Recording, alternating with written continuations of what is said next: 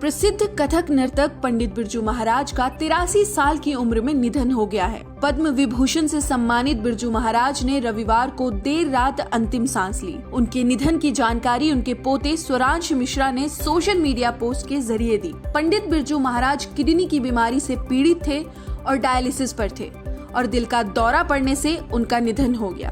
पंडित बिरजू महाराज कथक नर्तक होने के साथ साथ शास्त्रीय गायक भी थे। पंडित बिरजू महाराज के पिता और चाचा भी कथक नर्तक थे।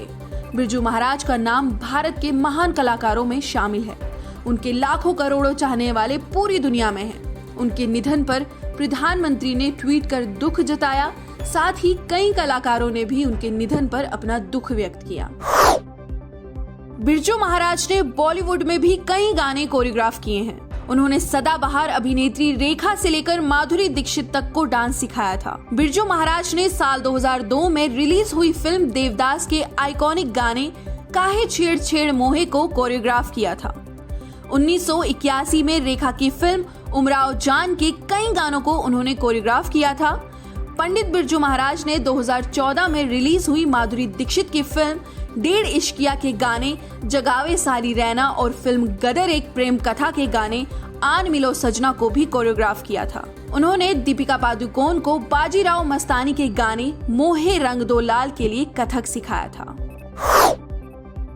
प्रधानमंत्री नरेंद्र मोदी की सुरक्षा चूक मामले में सुप्रीम कोर्ट की सेवानिवृत्त न्यायाधीश इंदु मल्होत्रा को कथित तौर पर धमकी भरे कॉल किए जाने का मामला सामने आया है।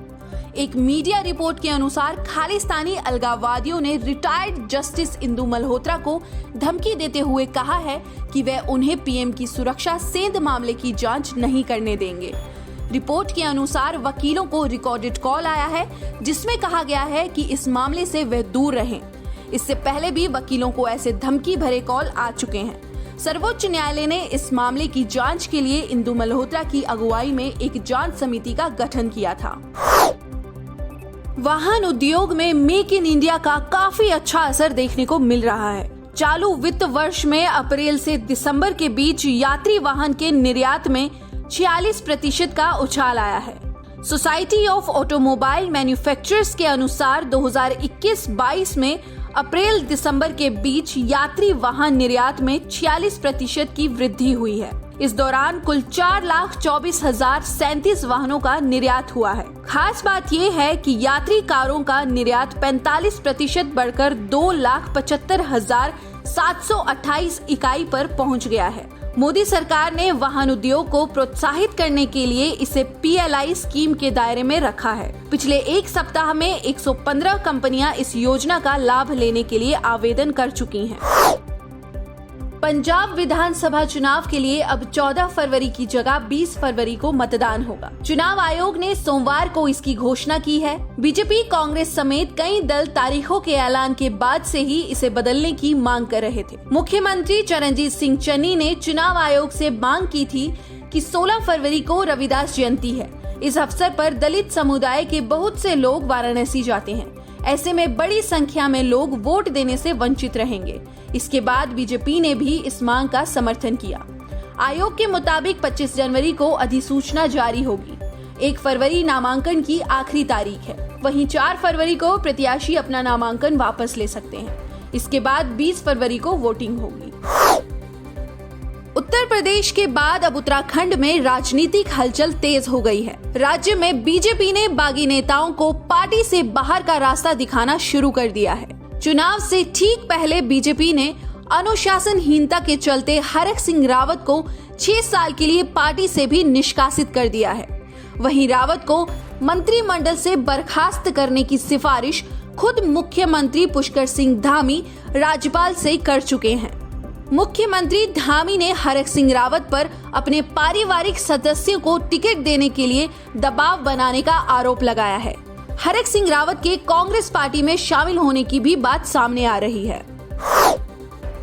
धीरे धीरे ही सही, लेकिन देश में कोरोना की रफ्तार धीमी हो रही है। पिछले 24 घंटे में कोरोना के 2,58,089 नए मामले सामने आए हैं। संक्रमण के कुल मामलों में कोरोना वायरस के ओमिक्रॉन के 8,209 मामले भी शामिल हैं। केंद्रीय स्वास्थ्य मंत्रालय की ओर से जारी आंकड़ों के अनुसार इनमें 3,109 लोग संक्रमण से मुक्त हो चुके हैं। राष्ट्रव्यापी टीकाकरण अभियान के तहत अभी तक कोविड-19 रोधी टीकों की 158 करोड़ से अधिक खुराक दी जा चुकी हैं।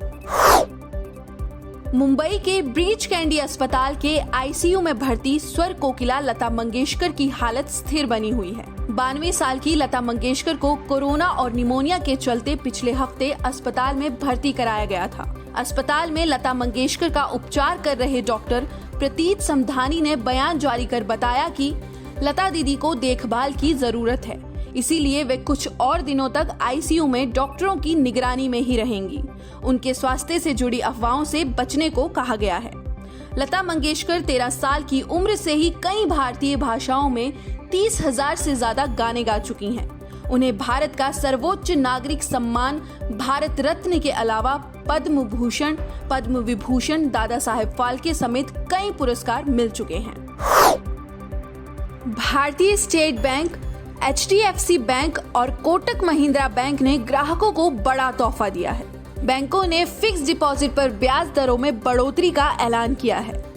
SBI ने अब 1 साल से 2 साल से कम की अवधि के लिए फिक्स डिपॉजिट पर ब्याज दर 5% से बढ़ाकर 5.1% कर दी है। वहीं वरिष्ठ नागरिकों के लिए ये दर 5.50% से बढ़ाकर 5.60% कर दी है।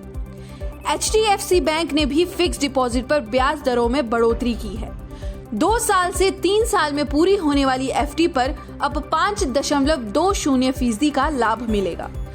3 से 5 साल की FD पर अब 5.40% और 5 से 10 साल की FD पर 5.60% ब्याज मिलेगा। सनातन धर्म में माघ मास को उत्तम मास माना गया है। इस बार माघ के इस पवित्र महीने का प्रारंभ 18 जनवरी से हो रहा है। इसका समापन 16 फरवरी 2022 को होगा। माघ मास को सुबह में स्नान और दान कर पुण्य अर्जित करने का महीना भी कहा जाता है।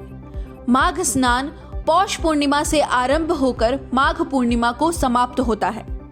माघ मास में प्रयागराज, कुरुक्षेत्र, हरिद्वार, काशी, नासिक, उज्जैन तथा अन्य पवित्र तीर्थों और नदियों में स्नान का विशेष महत्व है। संकट पुराण के अनुसार इस मास में शीतल जल में डुबकी लगाने से मनुष्य पाप मुक्त होकर मोक्ष प्राप्त करते हैं।